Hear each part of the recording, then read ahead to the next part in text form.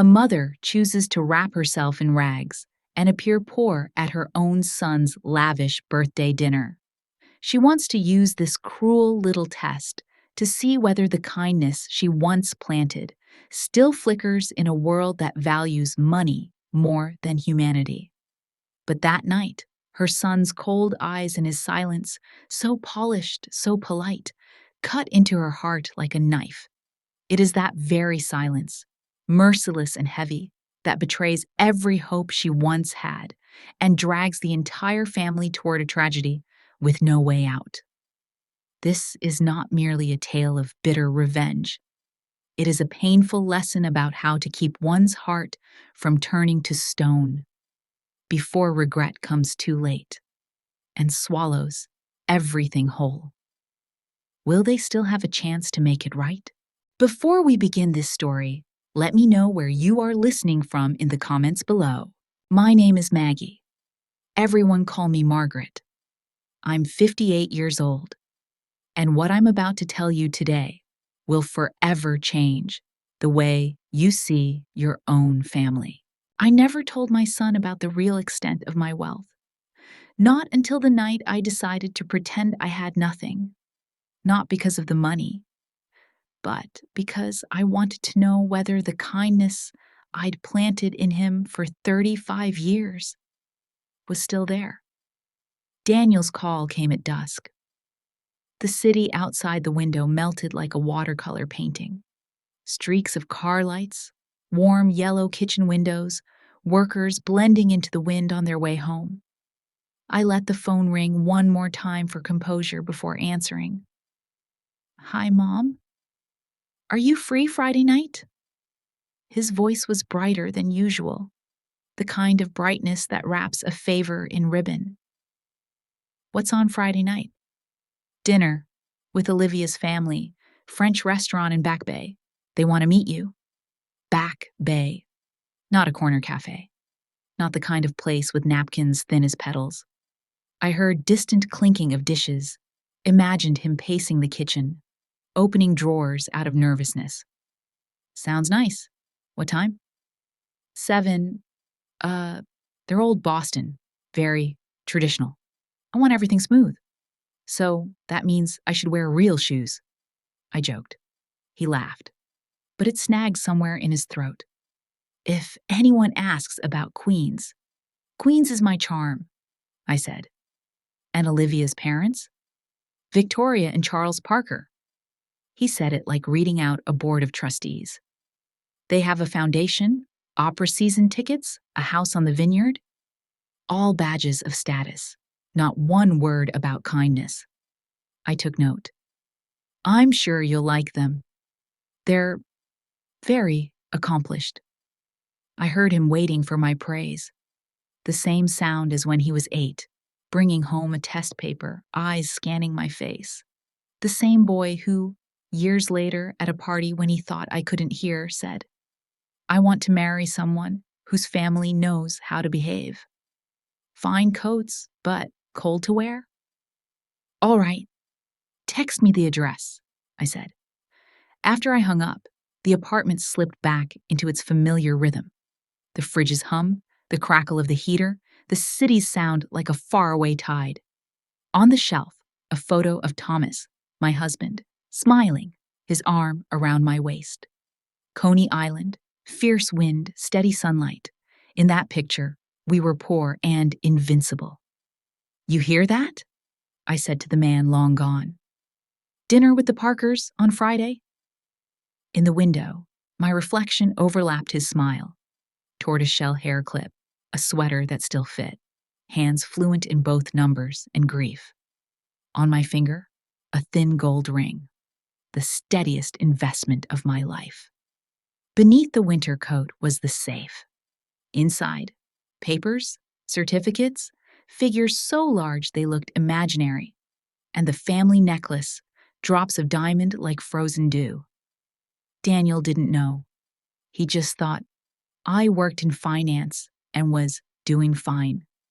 I let him believe that. I rode the subway because I liked the rhythm of people. I stayed in this apartment. I wondered, Did I hide it so he could be ordinary? Or to test who he was without knowing his mother was rich? Thomas used to say, integrity is the one thing you can't buy. Tonight, it sounded like an invitation to strike the match. I made tea, stood by the window. A young man in a hoodie held the door for an old woman with a cart. Two smiles met, warming the corner. If money is power, kindness is electricity. Invisible but bright. I remembered the first time Daniel felt ashamed of me. Parent-teacher night. Someone asked what I did. I said, numbers. The woman smiled thinly. My son looked down. On the way home, he said, you could have said you're a director. I told him, titles don't make me better. He said, but people care. He was right. I just didn't want to care. As night fell, I opened the safe, then closed it. For a second, I thought of wearing the necklace to dinner, letting the light speak before anyone could look down on me. Then I stopped. People show their truest selves when they think you have nothing to prove. If the lesson I taught him was to see real worth, then even in a faded floral dress and flat shoes, he should recognize his mother. I called Rosa. Back Bay? She laughed. Wearing a beret, Madame Parisienne? Don't tease. Olivia's parents want to meet. Nervous? Curious? And maybe I'm about to take a test I shouldn't. Thomas's test, she said softly. Don't call it that. His name still tightened my throat. I just want to be sure my son is still my son. You already know. You just want proof, Rosa said. Then she added, wear the blue dress. You're like the sky in it. And don't let anyone make you smaller. You're 5'2", but a whole planet. I was thinking the old floral dress, flat shoes. Maggie. A sigh. What if the answer hurts? Then I'll know where to heal. After hanging up, I stood before the closet. The dresses hung straight, like pressed memories. I took the floral one, laid it on the chair, slipped on the worn heeled flats. Such a simple choice. Yet, it weighed like lead. Fear wrapped in resolve. I wrote a note. Friday, 7 p.m., Back Bay, French restaurant. And started, like marking a deep breath. I made myself a decent dinner. Pan-seared chicken, salad, a slice of buttered toast, a glass of white wine that smelled more of summer than of money. The small rituals of living kept me from drifting.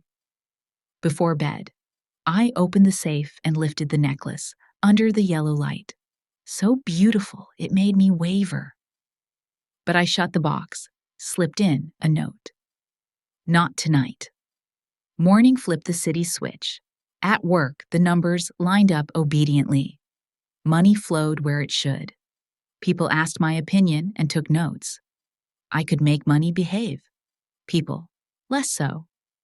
In the evening, I wiped Thomas's photo, pressed 2 fingers to the glass as if searching for a pulse. We raised him right, didn't we? The room was silent as a nod. At night, I stood by the window again. The same boy from yesterday now sat on the steps, splitting a sandwich with a small dog.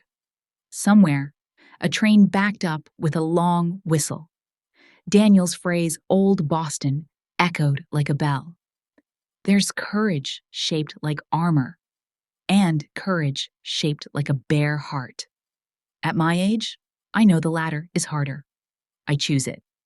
I packed the soft old handbag, checked my train ticket, set the alarm, looked again at the floral dress, the flats, the tortoiseshell clip.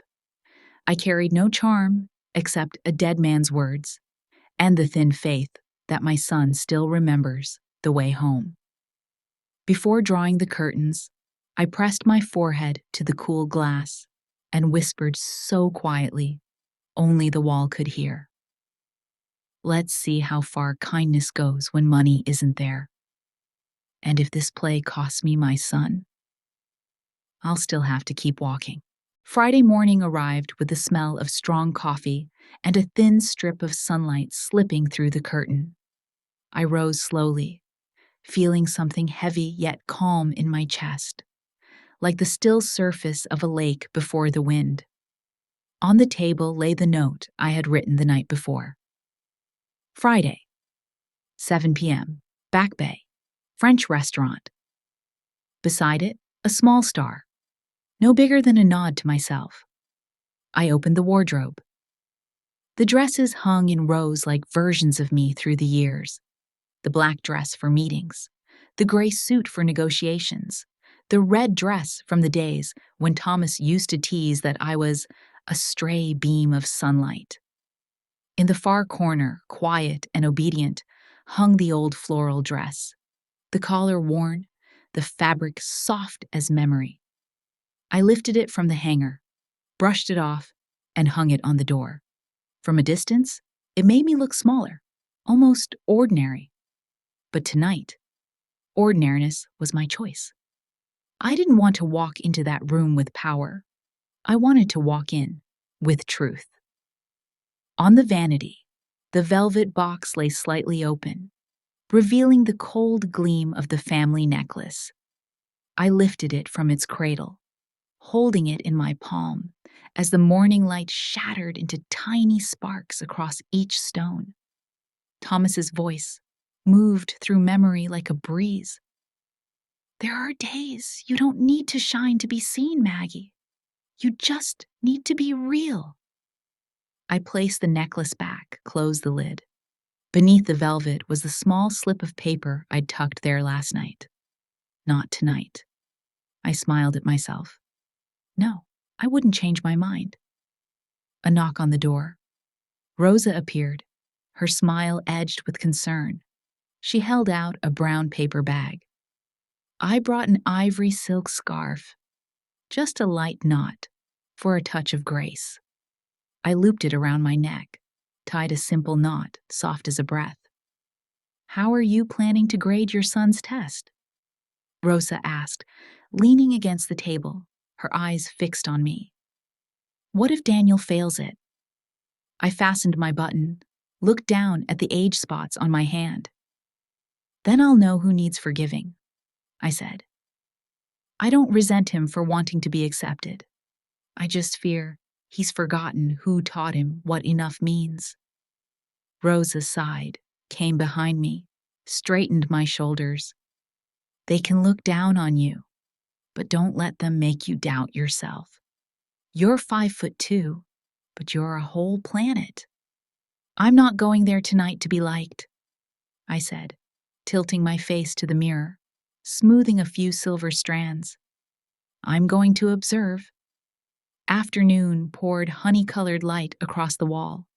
I opened the safe, lifted the velvet box once more, then locked it away again, the click dry as an amen. On the bed, I laid out everything. The floral dress, the worn flats, the scuffed leather bag, the faded silver watch. I dressed, tied my hair low, brushed on a faint pink lipstick. In the mirror stood a small but steady woman. My eyes had that strange brightness, the kind that comes only to those who have learned to keep walking after loss. The phone rang. Daniel? I'll drive over to pick you up. Don't take the train. No need. I can take the train. I could hear the word he didn't say. Ashamed. I added softly. I'll be there on time as always. A pause. Okay. See you there. His voice came to me through an invisible door, distant before it reached my ear. I hung up, stood still a moment to steady my heartbeat. Rush hour. The train car was crowded but quiet. I sat by the window, my reflection mingling with strangers. A man asleep clutching a canvas bag, a young woman frowning at her phone, and me, my hands resting on my lap, tracing the blue veins like a map of my life, cradling a baby, signing contracts, touching the forehead of the dying, locking the velvet box. The train stopped at Copley. A rush of cold air swept in, clean as truth. I stepped out, flats tapping on stone, a small but certain sound. I stopped by a cafe, ordered a drink.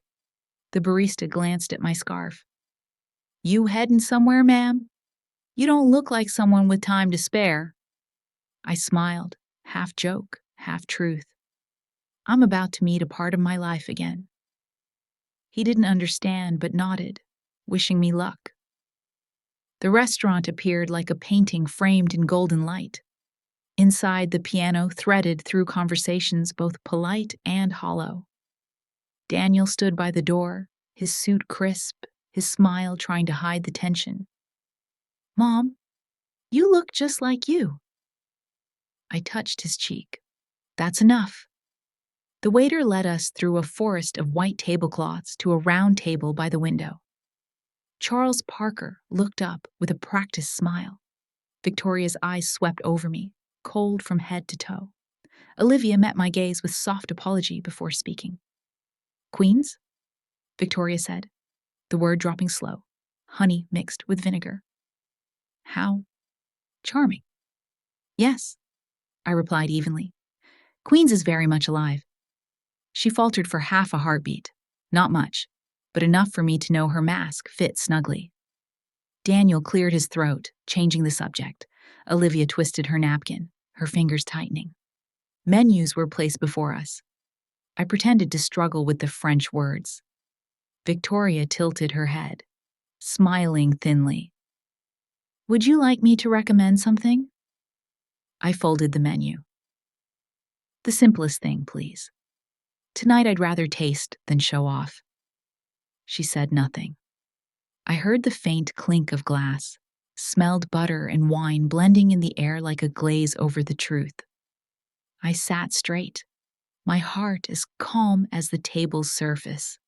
No trembling, no fear. Only a stillness flooding in, as if I'd set down the heaviest things to cross a narrow bridge. In the window's reflection, I saw my outline merge with Boston's night. A woman with an ivory scarf, no gold, no diamonds, only skin, and a decision no one could take away. Rosa had once asked, "What if he fails?" The answer was here, in the bare collar, in the steady gaze, in the way I stayed silent without shrinking. If Daniel chose to stand with me tonight, I'd remember. If he chose to stand with this table, I'd remember that too. So I'd know where to begin the healing. The waiter brought bread.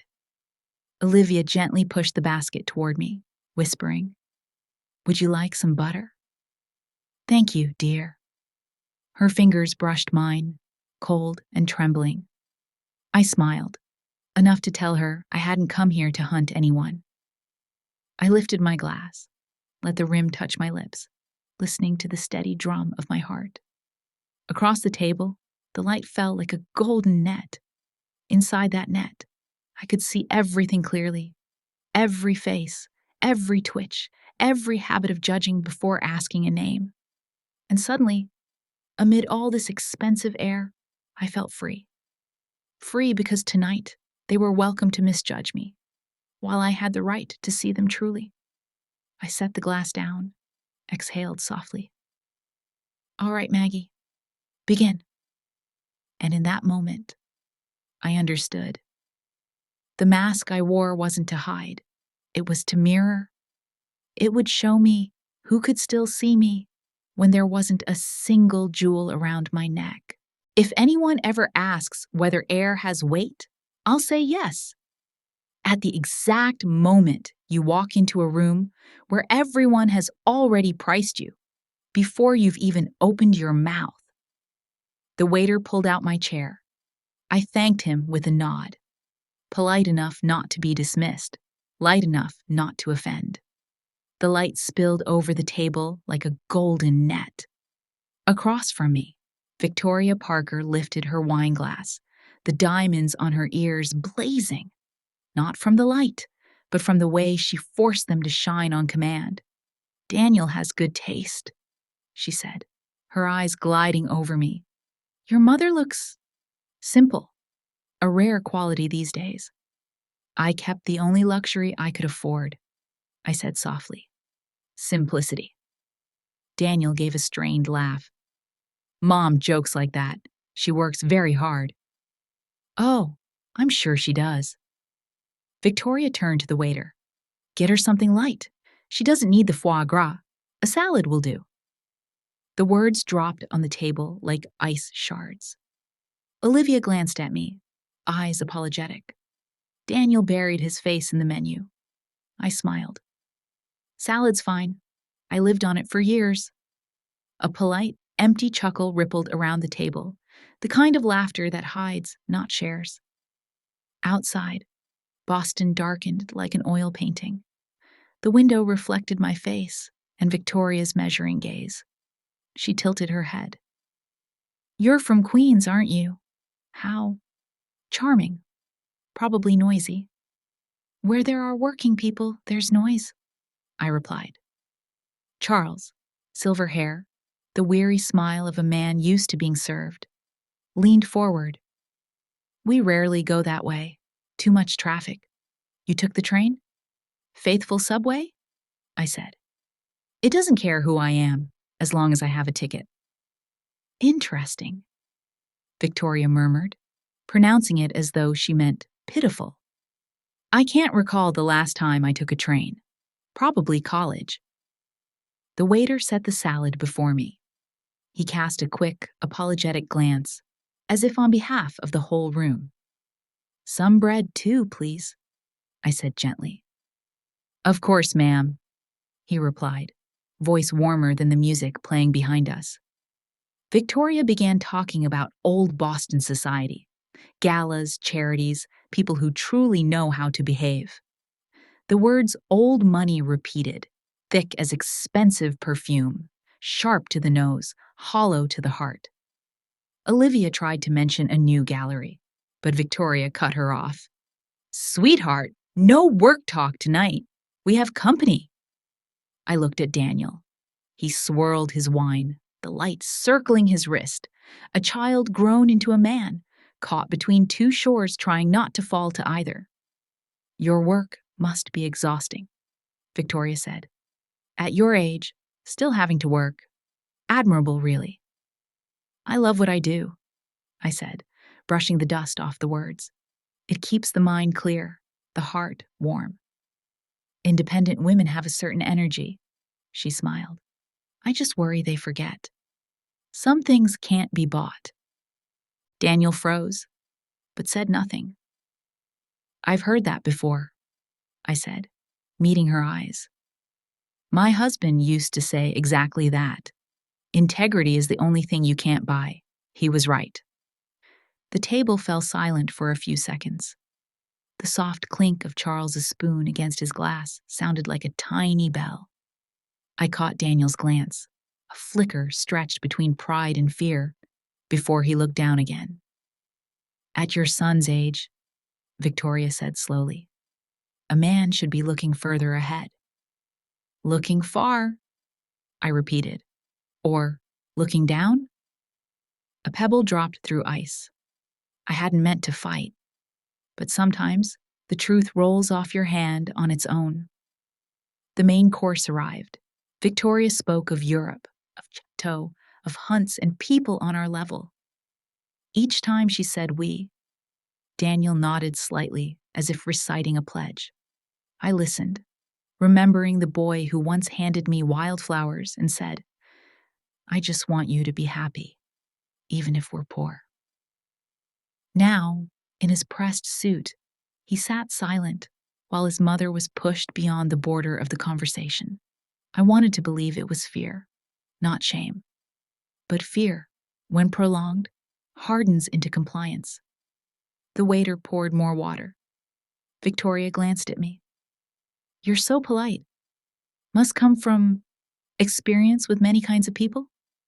Perhaps, I said. My work requires understanding them. What exactly do you do? Daniel never said. Daniel rushed in. She's in finance, nothing big. I smiled, breathing evenly. He didn't want them to know. He thought hiding it would make things smoother. Oh, finance, Victoria nodded. I admire people who can live simply amid temptation. Simplicity, I repeated. A beautiful word, easy to say, hard to live. I took a sip of water. In the rim of the glass, my reflection looked calm, but my eyes had changed color.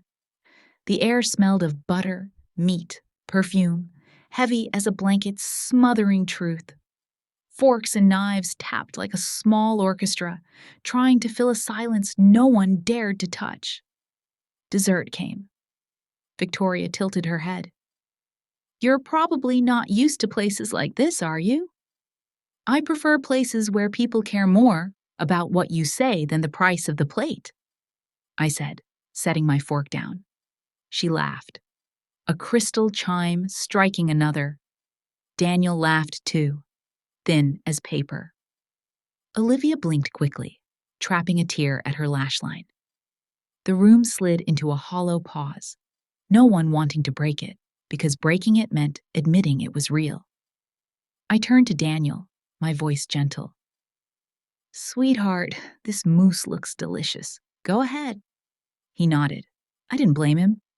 But inside, something old cracked. Not anger, but recognition. Outside, Boston glittered like an artificial galaxy.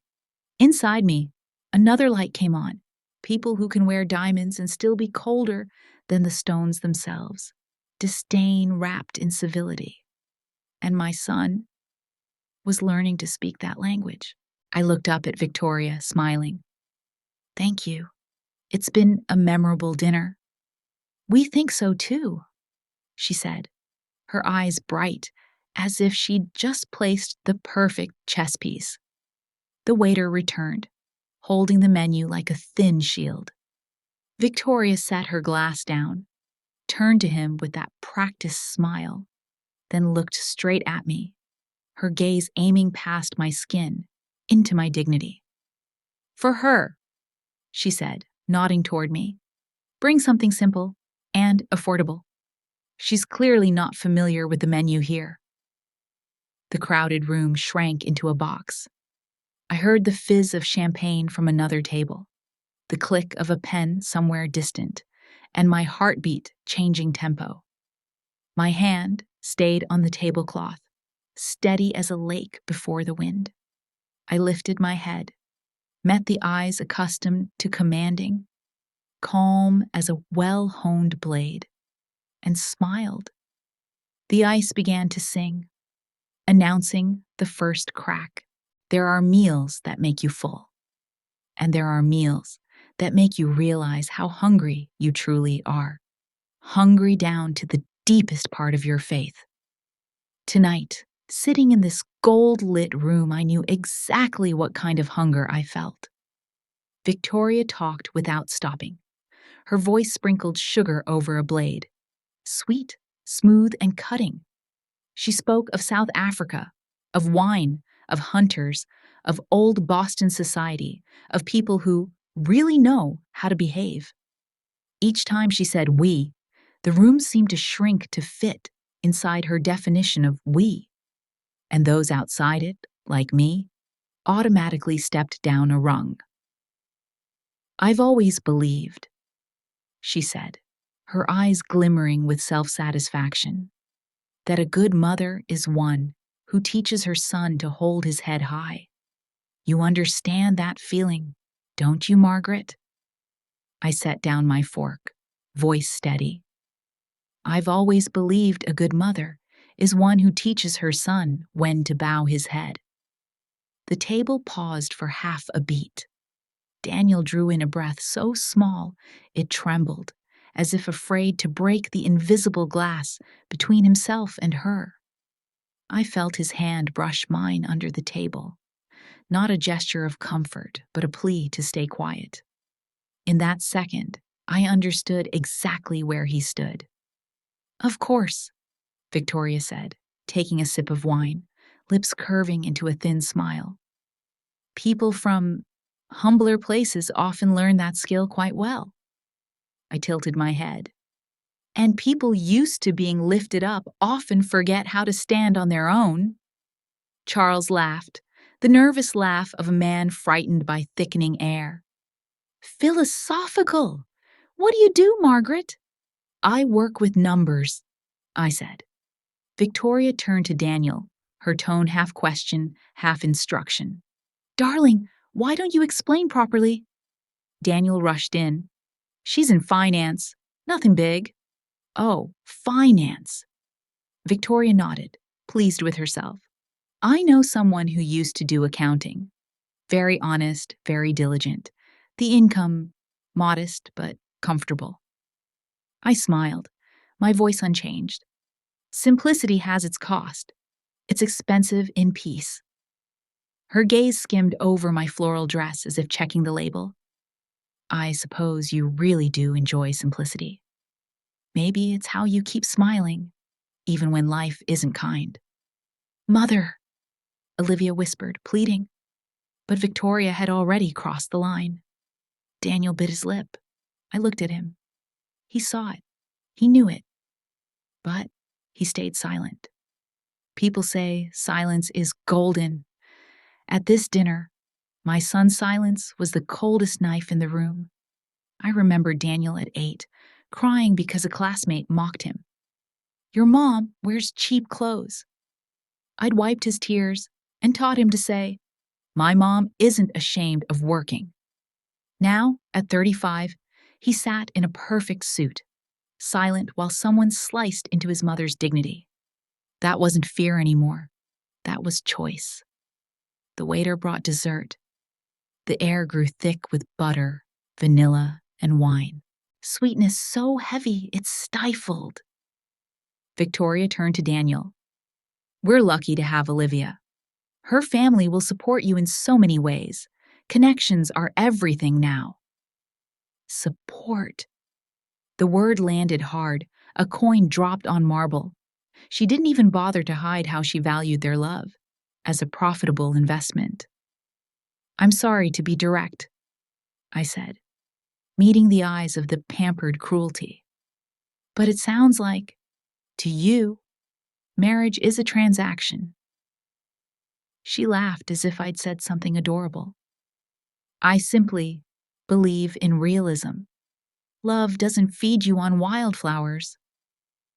I looked at Daniel.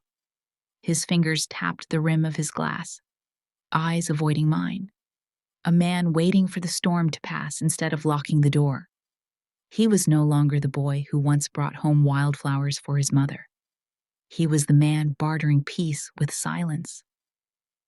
Anyway, Victoria sighed. It's admirable that you still manage on your own. I assume Daniel helps you out a bit. Mother! Olivia gasped, but too late. The table froze again. Daniel half looked up, then ducked back down faster. I smiled, the kind of smile you wear when you already know the answer.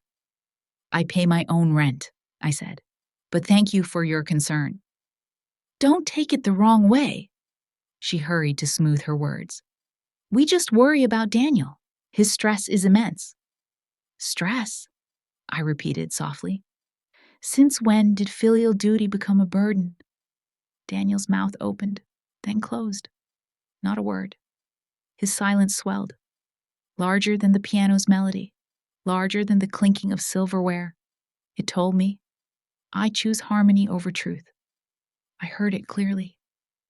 I suppose, Victoria said slowly, turning her wineglass toward the light. We simply have different goals. You choose principles. I choose results. Who's to say which is right? The difference, I said with a smile, is that principles remain when results disappear. She laughed, the sound of crystal striking crystal. Very philosophical. I'll remember that. I turned to Daniel, softening my voice. Do you think I'm wrong, sweetheart? He glanced around as if touching the air might break it. Mom, don't make a scene. Let's just keep the peace, okay? Keep the peace. The words landed right where I was weakest.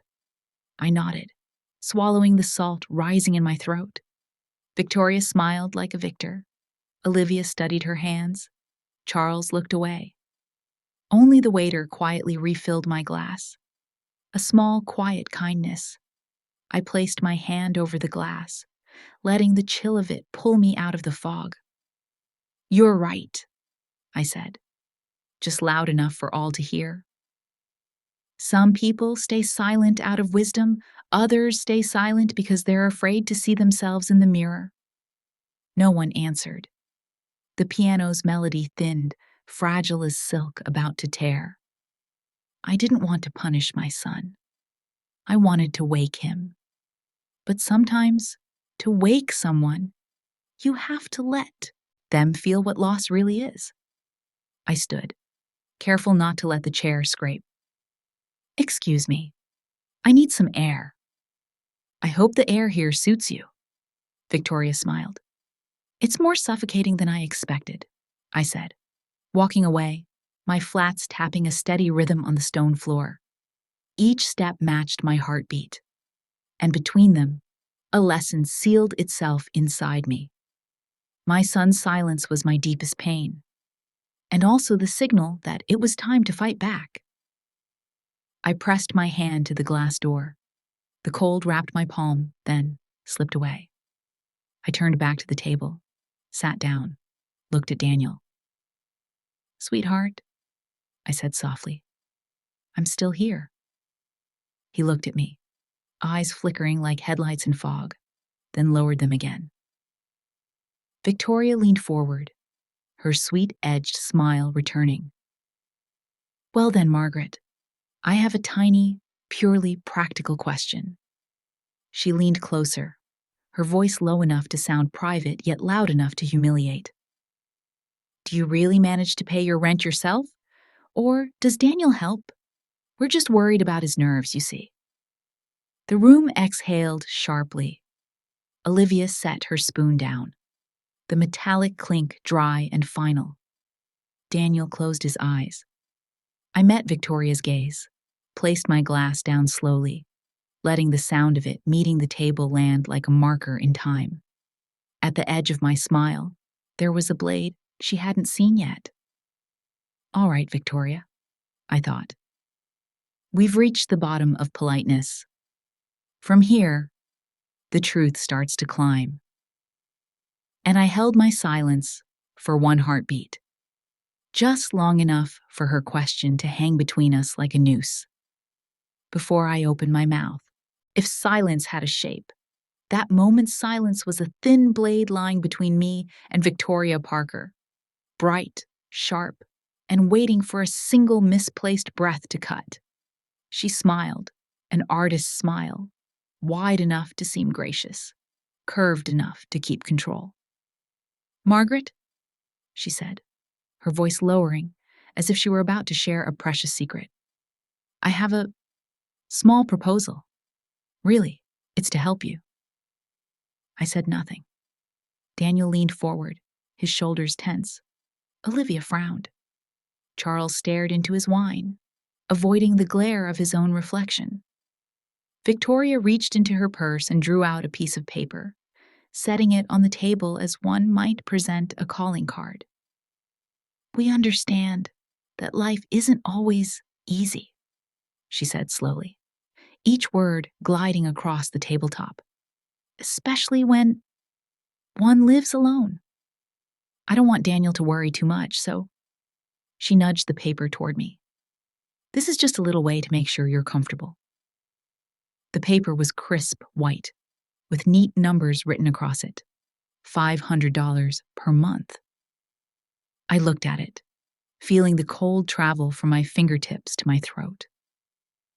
"And the condition?" I asked. "Condition?" She tilted her head, the metal in her eyes catching light.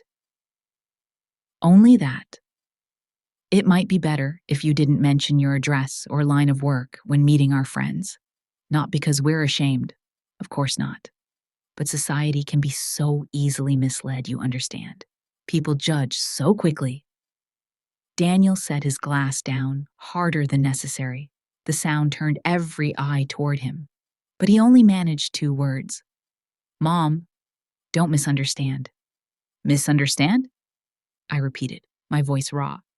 You want me to think this is kindness? Mom, just what? I turned to him, still smiling, though my hand trembled. Just agreed to let them pay for my silence? Victoria lifted her hand the way one might quiet a child's tantrum. Margaret, don't be so emotional. It isn't charity. Call it a delicate arrangement between family members. We all want Daniel to be comfortable, don't we? I stared at her. Comfortable, I echoed. Meaning, free from having to see the truth. She didn't reply. Daniel's head dropped, his hand shaking. I saw Olivia reach for him, but he pulled away, not from anger, but from shame. I faced Victoria again. Do you know what you just said? It was only a suggestion, Margaret. If you feel offended, I apologize. But honestly, we only want to make things easier for you. Her tone was steady, even, perfectly controlled. Perhaps this is how powerful people wound others, with calmness that's been trained to perfection. I lifted my glass, my hand trembling slightly. Mrs. Parker? I said, voice soft as breath. You're asking me to sell the only thing I have left. Oh no, don't think of it that way. I just want to buy my silence. I cut in. $500. Does that price include dignity or humanity? Charles forced a laugh, his voice shaky. We're only talking, Margaret. Don't be so sensitive. Sensitivity is natural, I said, when someone touches your dignity. No one spoke again. The piano continued, its notes thin as thread pulled too tight. Victoria set down her glass. Daniel, say something. He opened his mouth, but no sound came out. I saw his throat tighten, his eyes slipping away from mine. And I understood. His fear was no longer for my pain, but for his own shame. I smiled at Victoria. You know, I said, I used to think the wealthy had taste. Now I see. It's only habit. The habit of turning another person's dignity into light conversation over dinner. Victoria froze for a moment, then regained her poise. I'm only trying to balance the relationship. We don't need to turn this into a tragedy. No, I said. We don't. The tragedy has been sitting with us since this meal began. Olivia leaned toward me, her voice small. Ms. Dawson, I'm so sorry. I didn't know they... I placed my hand gently over hers. It's not your fault. Some people don't know what they're doing. Others do, and still go on, because they believe money can erode consequence. Victoria stood, her voice rising. Margaret, I won't be insulted in this restaurant. Neither will I replied calmly. How lucky. We share a hobby. Daniel rose too, desperate. Mom, please, can we stop? I'm begging you. I looked at him. You're begging me to stay silent, Daniel? You're asking me to pretend I didn't hear myself being bartered? That's not what I meant, Mom. Then say it, I whispered. Do you agree with them? The air stopped breathing. Daniel looked at me, eyes wet, a small nod, fragile as a strand of hair. I smiled, and my tears rose anyway. Thank you for being honest. I lifted my glass to my lips, my tone even, almost gentle. Mrs. Parker, you asked if I needed help. I just want to ask you this. How much is this dinner? 400? 5? So that's the price of my dignity then? No one answered. Victoria's mouth opened, then closed. Charles turned his ring. Olivia bowed her head. Daniel sat motionless, carved from silence. I set the glass down. The sound of it on the table rang like metal striking metal. Don't worry, I said. I'll pay the bill. Consider it tuition, what it costs to learn how people price decency. I stood. Thank you for dinner. Margaret! Daniel rose. Mom, please. I turned to him, my gaze soft. It's all right, son. I just need a little air. I passed by Victoria. She avoided my eyes, but I saw it. A tiny tremor at the corner of her mouth, the kind that can't be trained away. At the door, Boston's night wind rushed in, cold but clean. I inhaled deeply, as though washing dust from my heart. I stopped and turned back through the glass. Inside, they still sat there. Golden light, red wine, painted smiles. Everything had a price. And I, empty-handed, was free. I whispered to myself, just loud enough for the wind to hear. This isn't a defeat. This is the first day of the real lesson. I stood outside the restaurant for only a moment, just long enough for the Boston wind to slap my face. The night air was cold, but not cold enough to extinguish the fire burning inside me. When I turned back, my steps no longer trembled. My old flat shoes still made that faint, steady sound, like the heartbeat of a battle about to begin. Victoria looked up, her eyes narrowing slightly when she saw me return. Perhaps she thought I'd left for good. Oh, she said with a delicate smile, laced with pity. I thought you might need more air. I've had enough, I said, pulling out my chair. Now, I'd like to talk. The air shifted faintly, like dust moving in a beam of gold light. Daniel looked at me, fear and regret tangled in his eyes. Olivia held his hand but said nothing. Charles cleared his throat softly. Only Victoria kept her triumphant smile. I looked straight at her, slowly. Mrs. Parker, earlier you said you wanted to help me live more comfortably. I'm curious. Have you ever truly believed that money can buy someone's dignity? Dignity is a relative concept, Margaret, she replied, her voice smooth to the point of falsehood. For some, it's self-respect. For others, it's a form of asset. Everyone defines their own worth. I smiled. Really? And when someone else's worth interferes with your wallet, does that still feel fair? She shrugged, confident. I'm only helping you and Daniel avoid unnecessary social misunderstandings. In my position, I have to keep our family's image balanced. Image, I repeated, tasting the word.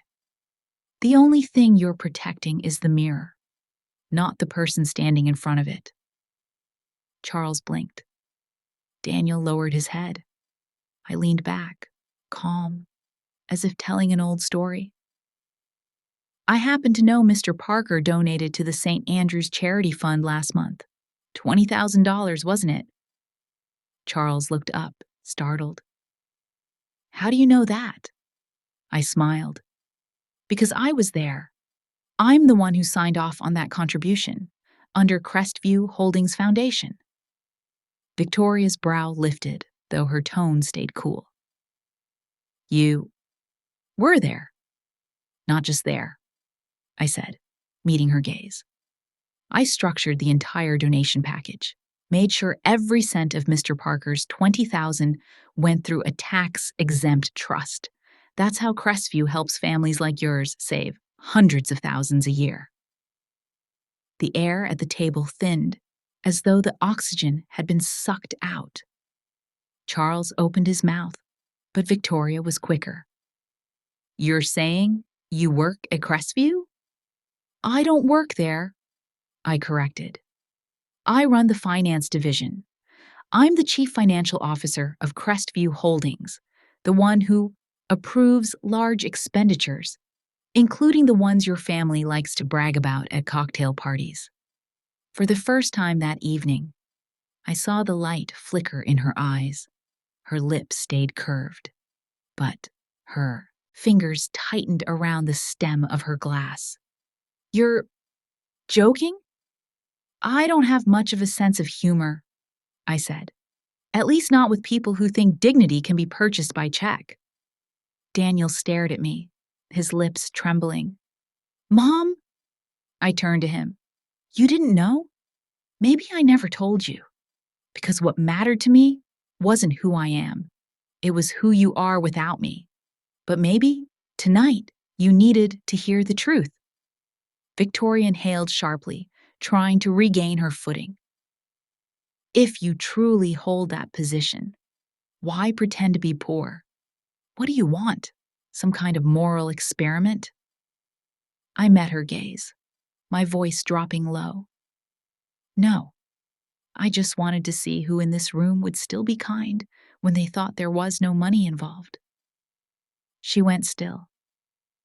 Olivia looked at me, astonished and moved. Charles exhaled.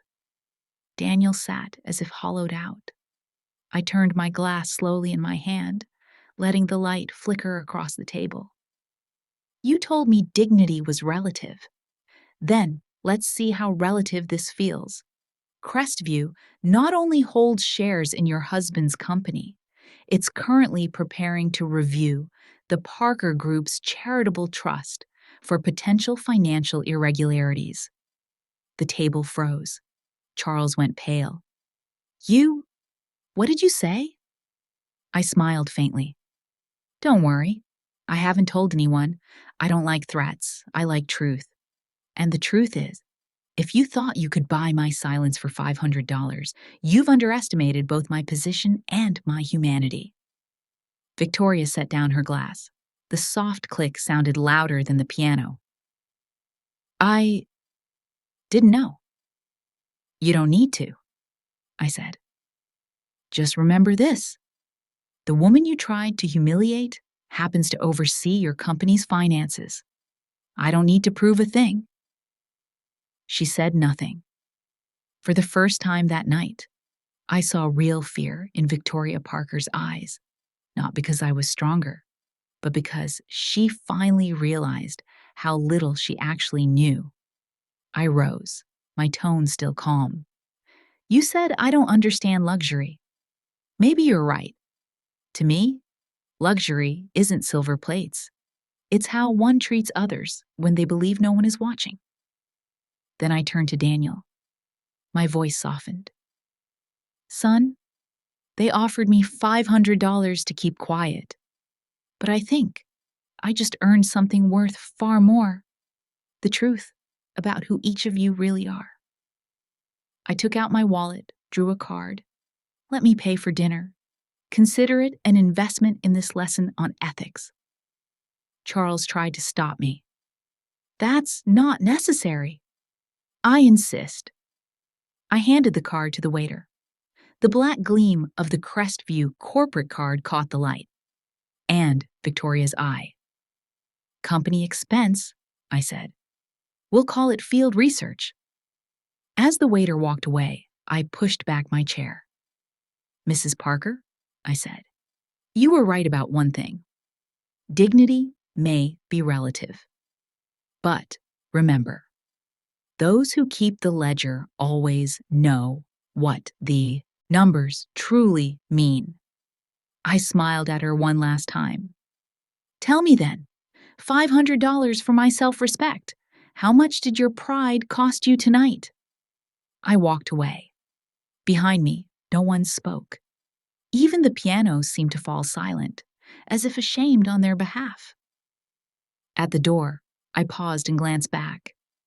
Don't worry, Charles, I said softly. I'll cover the bill. Consider it a fully paid lesson. Then I stepped out. The Boston wind struck my face again. Cold, carrying the scent of rain and street smoke. For the first time in years, I felt light. Not because I had won, but because, at last, I had reclaimed my own voice. I sat back down, slowly, like someone returning after a storm. The room was still bright, but the light seemed to have changed color. No longer the warm gold of luxury, but a cold gleam that felt as if it passed through frosted glass. The crystal glasses were still clear, but I could hear the faint tremor of metal. Victoria Parker looked at me, her eyes like a newly sharpened blade. You certainly know how to make an impression, Margaret. she said, her voice drawn out, half mockery, half defense. But don't you think what you've done tonight is rather pitiful? Pretending to be poor to test people? That kind of morality. Well, I call it stage morality. I tilted my head, calm. Perhaps. But at least on my stage, the audience still knows how to feel ashamed. She hesitated. Ashamed? I have no reason to be ashamed. Honestly, you're being theatrical. I looked around the table. Every face was tight as a string, ready to snap. Charles stared down into his wine. Olivia clung to Daniel's hand. And Daniel, my son, looked like a man who had just realized he was standing on the wrong side of the battlefield. No, Victoria, I said, my voice low and steady. Theater is when people wear masks to hide their emptiness. I only took mine off. I call that deception. And I call it a test. I leaned slightly toward her. A test to see whether kindness still exists when people no longer need to fake politeness. Victoria rested her chin on her hand, her smile thin as paper. Are you trying to lecture me on ethics? Margaret, ethics doesn't pay bills, and it won't help your son move up in the world. I smiled faintly. True. But it keeps my son from being in debt to himself. The air thickened. I looked her straight in the eye, speaking slower, clearer. You know, I've sat in rooms larger than this one, with people far more powerful than you. They wore suits, spoke in 8-digit numbers, but when the lights went out, I still saw children, lost in a forest of money. And tonight, I've met a few more. Charles closed his eyes. Olivia leaned toward me, her voice trembling. Miss Dawson, I'm truly sorry for what my mother said. Victoria turned to her, her tone like ice. Olivia, be quiet. I lifted a hand. No, let her speak. For the first time tonight, someone's telling the truth. Olivia looked at me, tears spilling down her cheeks. I grew up at dinner tables filled with talk of money and honor. But tonight is the first time I've seen what true honor looks like. I nodded softly, then turned back to Victoria. You see, not everyone in your family is for sale. Victoria gripped her glass, her voice cutting. You think you're better than I am? You hid things from your son. You lied. You played poor to test people. You're as fake as I am. I drew a long breath, my eyes flickering. No, I didn't play poor. I simply stripped away what wasn't necessary. I wanted to know, if all I had left was kindness, would my son still recognize me? I tested not to win, but to see how far my lessons had gone. Daniel lifted his head, his lips trembling. Mom! I placed my hand on the table, my gaze fixed on him. You don't need to speak. I understand. You're afraid of losing them. You think if you stand with me, you'll lose your image. But son, image never feeds self-respect. It's only a thin mirror. And one day, when the wind is strong enough, it will shatter. Victoria shot to her feet. You're outrageous. You come into our restaurant, insult us, and then claim the right to preach. Who gave you that right? I stood too, meeting her eye. I don't need a right. I have experience. You live on status. I live on truth. You built your palace out of gold bricks. I raised my roof out of a promise to my husband, and I've kept it. My voice hardened, though my eyes softened. My husband, Thomas, before he died, said something I've never forgotten. Integrity is the only thing you can't buy. I came here to see whether my son, the boy who used to read that line every night before bed, still believed it. And now, I've seen my answer. Daniel covered his face. I saw his shoulders tremble. Mom, I'm sorry. No, don't apologize, I said gently. Sorry isn't enough. I don't want your words. I want your proof. Live so that one day you can look back on tonight without shame. Forgiveness, Daniel, is a road, not a reward. I turned to Victoria. You think I came here to win?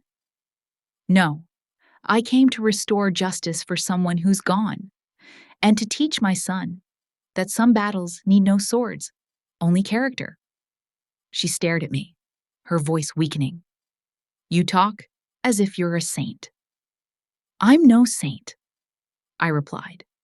I'm just a woman who lost her husband and almost lost her son, because people like you made him believe that his mother's worth could be measured by the label on her dress. Slowly, I sat down again, looking directly at Daniel. Son, if one day I'm gone, I don't want you to remember whether I was rich or poor. I only want you to remember this. Whenever you treat someone, you're writing my spiritual will. The room was so quiet, I could hear the wind whistle through the door's edge. Olivia wept.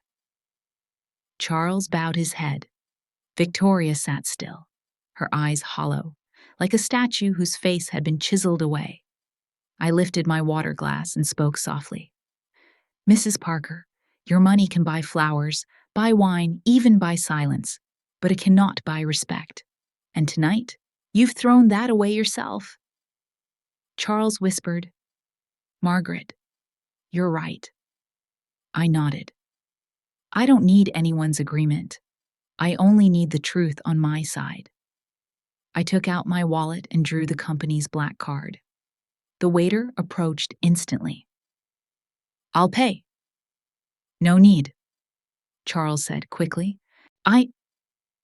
No, I interrupted. I'll pay. Consider it an investment in a lesson we all needed. I placed the card down.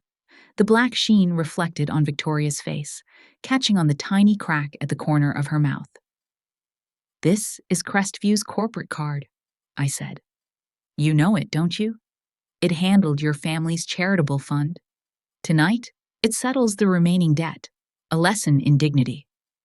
I turned to Daniel and smiled softly.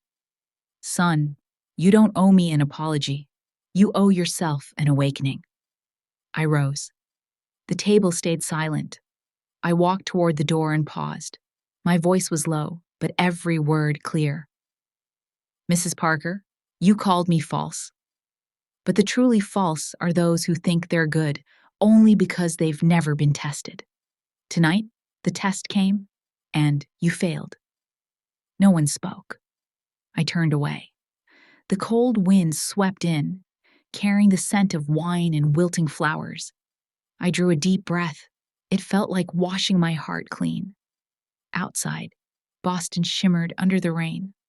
Light reflected on the wet pavement, trembling, like memories dissolving, leaving space for something new to begin.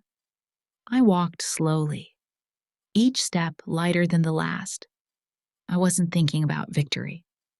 I was thinking of Thomas's voice, echoing in my mind like a faraway song.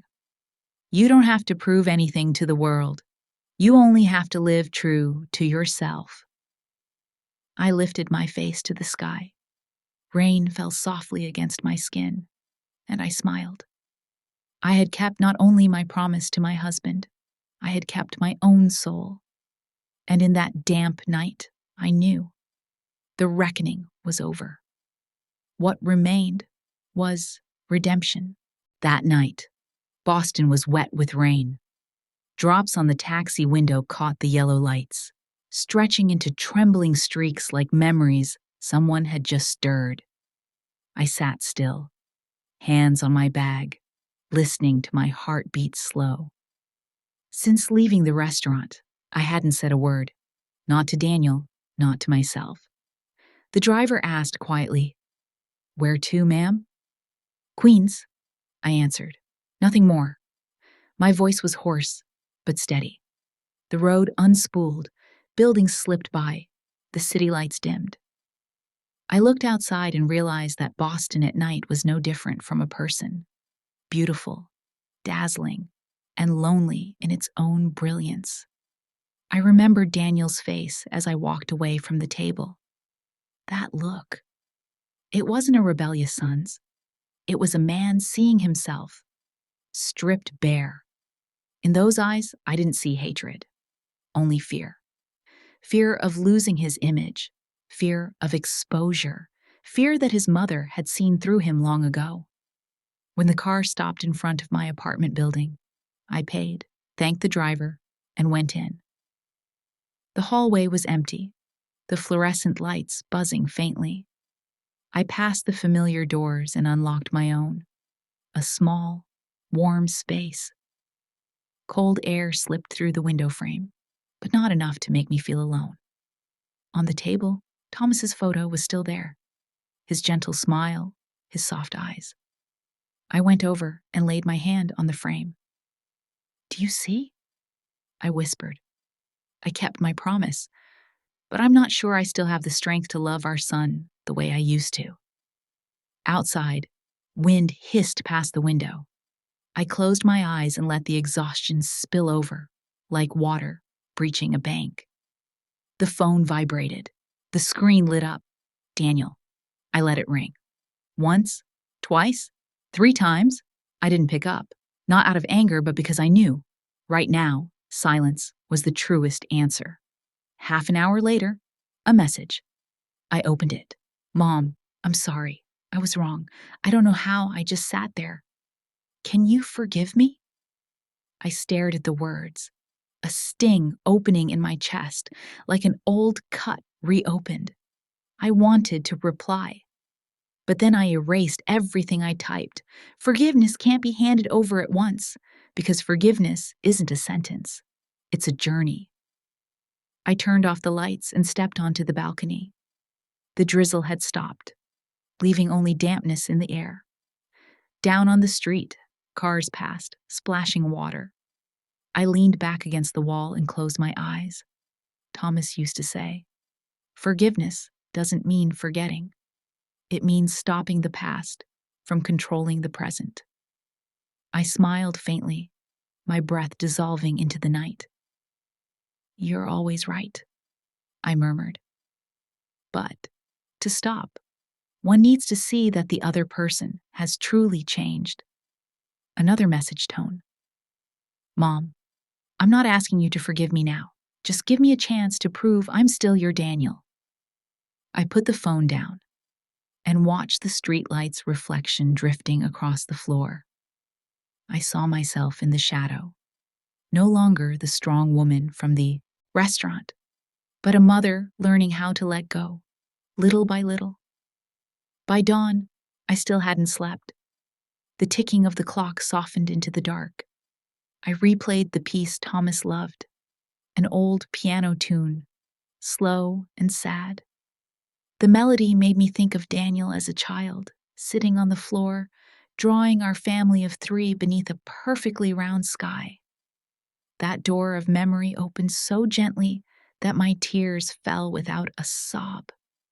Morning light came softly. I made coffee, breathed in the warm, comforting scent. As the cup neared empty, the doorbell rang. I opened it. Olivia. She stood there with no makeup, no jewelry, just a thin sweater and faded jeans. Her eyes were red from lack of sleep, but there was something else. Sincerity. "Miss Dawson?" she said quietly. "I'm sorry. I didn't know they would be like that. If I had, I would never have let you come." I looked at her, silent for a few seconds, then tilted my head to let her in. "Sit down, dear." Olivia sat, hands clasped together. I grew up in a world where everyone thinks their value lies in how much money their parents have. But that day, you made me understand. Self-respect is the one thing you can't borrow. I stayed silent and listened. "I told Daniel," she went on, "that if he doesn't learn to stand on the right side, I can't stay with him. I don't want my love to be built on cowardice." Her words made me smile slightly.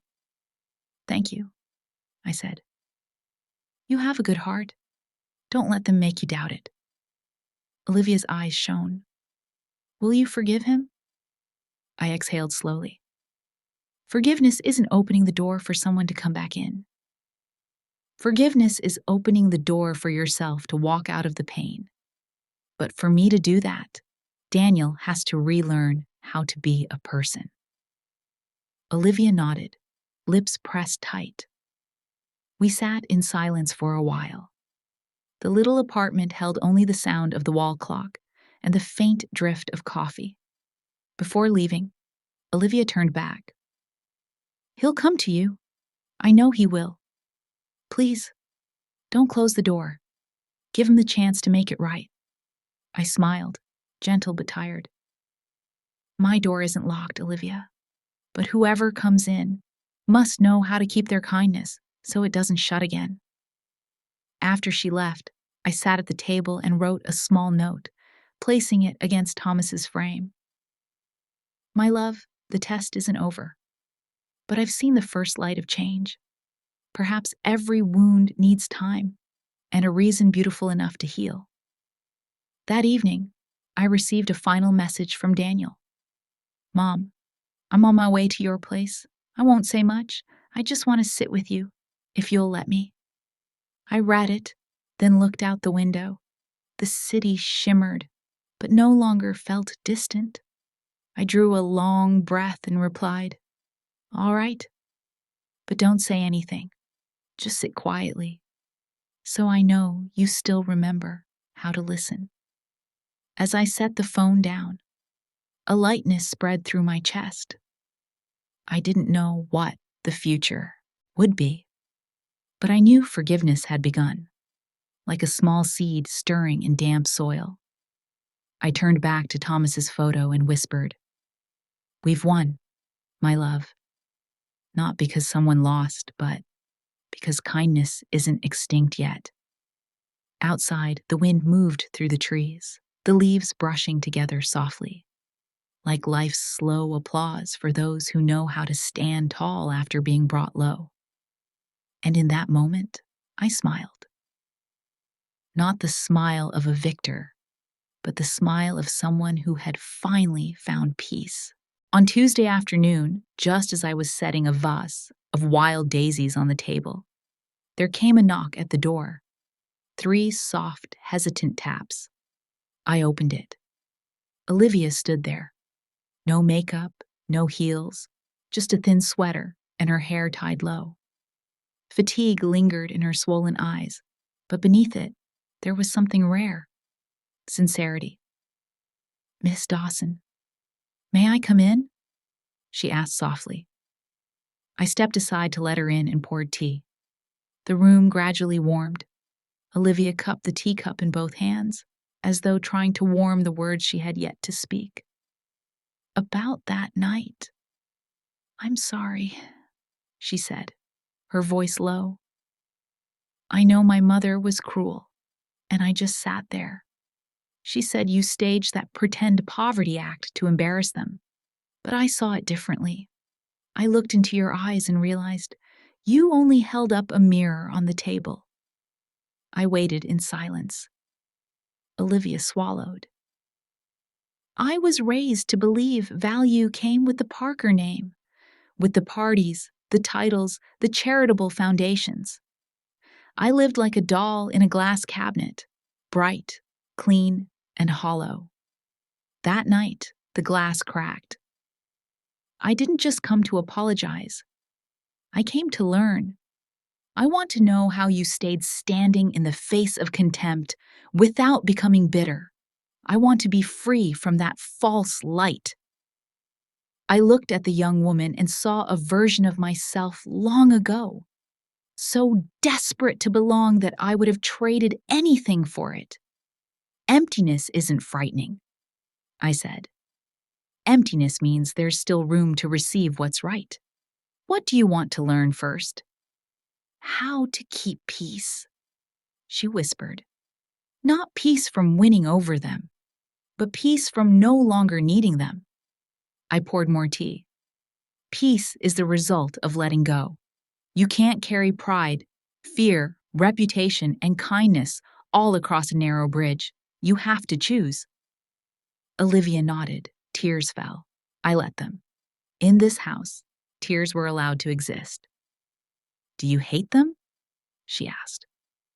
Yes, I answered honestly. But anger is fire. If you don't handle it well, it burns you first. I keep the fire to see clearly, not to destroy. I told her bits of my life.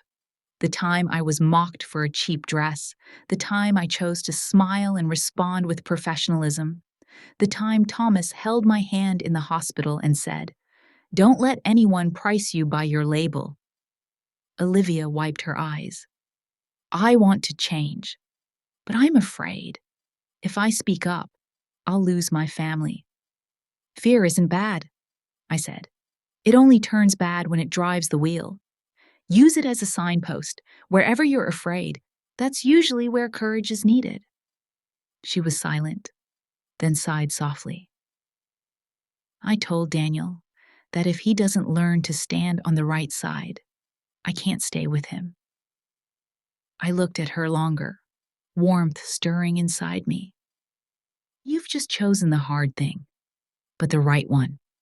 Love can't save a soul that keeps its head bowed. It only delays the decay. The apartment was quiet, the scent of tea floating between us.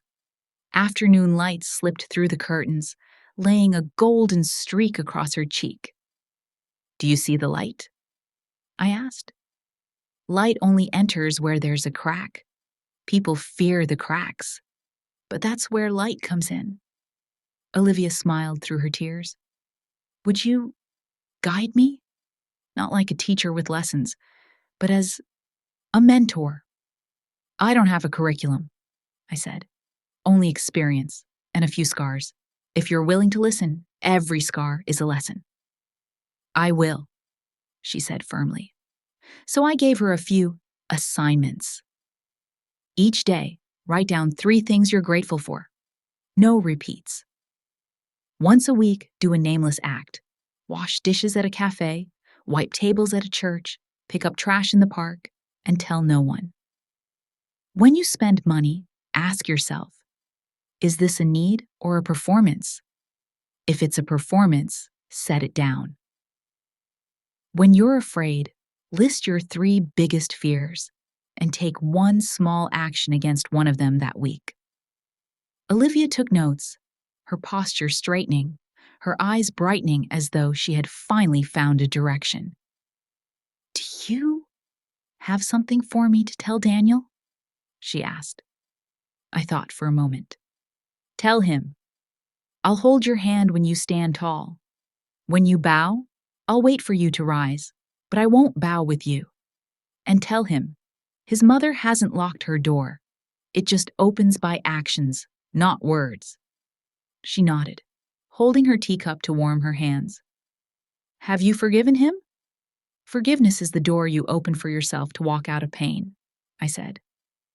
But to walk through, you must see that the other has truly changed. Forgiveness. I've begun. Trust must be rebuilt. She stood to leave. Before stepping out, she turned back and hugged me, awkward but warm. At the threshold, she said, I'll come back, not to cry again, but to tell you what I've done. When the door closed, the room returned to stillness. But it wasn't loneliness anymore. It was clarity. The teacup she left was still warm, its faint steam rising like a quiet prayer. I thought, kindness is like tea, light, easily fading, but if kept warm, it scents the whole room. My phone buzzed. A message from Daniel. Mom, I'm not asking for forgiveness right away. I'm asking for a chance to prove myself. I'll come tonight. I won't talk. I just want to sit beside you, if you'll let me. I looked at the screen and replied, All right, come. Don't speak. Just remember how to listen. I set the phone down and turned to Thomas's photo. My love, I whispered. A young woman just asked to relearn the lesson you left behind. Maybe our legacy still lives. A gentle wind passed through, and the leaves outside brushed together. a sad, soft applause. I understood. Not every fading season is an ending. Some are only beginnings for new seeds. I prepared the chair by the window, spread the old wool blanket Thomas once loved. Tonight, my son would sit there. We wouldn't say much. Some fractures can only be mended with silence. I looked around the small apartment, the vase of daisies, the warm teacup, the pen and paper on the table, and smiled. I was no longer standing at the end of a story. I was in the middle of a new chapter, where I was no longer the wounded, but the guide. And before the last light of afternoon slipped away, I whispered, to remind myself, and for Olivia to hear tomorrow. You can be taught contentment, but freedom, you must choose for yourself. That morning, I woke before dawn opened its eyes. The city was still asleep, with only the distant hum of cars and the faint scent of coffee drifting from the cafe down the street. I sat by the window, watching the shy light of a new day filter through the trees. Everything was calm, strangely calm, as if, after all the storms, the world was holding its breath just long enough for me to thank myself for still being here. 3 weeks had passed since that night I faced Victoria and the entire Parker family. The pain had settled, not sharp anymore, only soft, like an old scar warming underwater. Daniel still came every weekend. He didn't talk much. We just did small things together, brewing tea, watering plants, sorting through Thomas's old boxes. And somehow, between all the silences, trust began to stitch itself back together, thread by patient thread. That day, as I was cleaning Thomas's photo frame, Daniel walked over with a wooden box in his hands. "Mom, I have something to show you." Inside were folded papers, a letter, and an old photo of the three of us. "I just quit my job at Parker Group," he said. "I want to start over. I want to build something of my own, not depending on anyone, not even on a family name." I looked at him, feeling something rise in me, something light and tight at once. "Are you sure?" He nodded. "I've lived too long for other people's image. Now I want to live by what you taught me. Do whatever you must, just never cheapen your own dignity." I couldn't say anything, only hugged him. His shoulders still trembled, but for the first time in years, I felt the true weight of courage in them. Maybe at last, my son had learned the lesson I once paid for, with youth and tears. That afternoon, Olivia came by. She brought a basket of food she'd cooked herself. Simple dishes, vegetable soup, toasted bread, egg salad. She smiled. "First time I've cooked without following a recipe online. I guess this is the start of my new life." The little apartment filled with warmth, voices, the smell of food, the quiet rhythm of laughter. Daniel looked at Olivia differently now, not with the gaze of possession, but with the eyes of respect. I saw it, and my heart softened. After the meal, we stepped out onto the balcony. The sky was clear as glass, a few white clouds drifting lazily. Olivia said, "Ms. Dawson, I quit my mother's company. I want to volunteer at a community center." She's furious, but for the first time, I'm not afraid. I smiled. You know, happiness isn't the absence of fear. It's the act of walking forward despite it. Daniel chimed in gently. "Mom, Olivia and we'd like you to come with us this weekend. There's a nursing home that needs people to cook." I laughed. "You two are trying to persuade me with familiar work, aren't you?" Olivia shook her head. "We just want you to see that what you've planted is blooming." Her words silenced me. I looked at the two of them. A son once lost, a girl once swallowed by vanity, now sitting side by side, eyes clear as children's.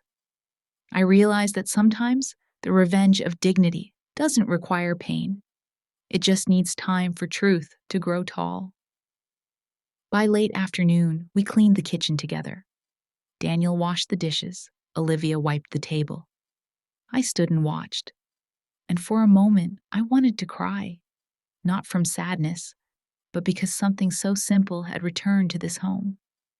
Kindness. That night, after they left, I sat alone on the balcony.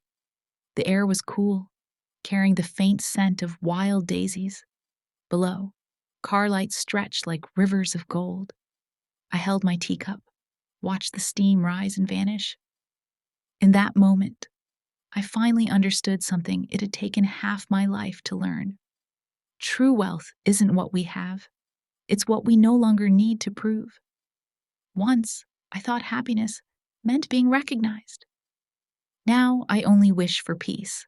A small home, a few people who understand me, and the memory of my husband still present in every breath. I smile to myself. Perhaps that's what it means to be rich, to be at peace with who you are.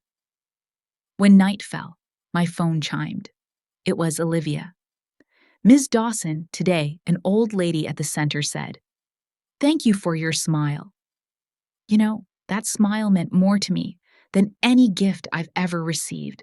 Thank you for teaching me how to find joy in the smallest things. I read her message, then closed the phone, letting silence write the rest of the story. I remembered Thomas's words. Life doesn't reward the winner. It rewards the one who knows when to stop. I've been running long enough. Now it's time to stop. Not because I'm tired, but because I finally arrived. I looked out at the city, glittering under a fine drizzle. Everyone out there was still chasing wealth. But if they paused for a moment, they might see. Peace is the only treasure no one can steal. I closed my eyes, listening to my heartbeat merge with the wind. Inside me, there was no bitterness, no regret, only gratitude. Gratitude for the pain that taught me the worth of gentleness, gratitude for the clarity to choose kindness over cruelty, and gratitude that, after everything, I could still smile, a smile that needed no audience. I took the last sip of tea and whispered, as though saying farewell to my past. Thomas, do you see? The lesson's complete at last. Our son has learned to stand tall. And I've learned to stand still. I turned toward his photo. The lamp's reflection made his smile seem brighter.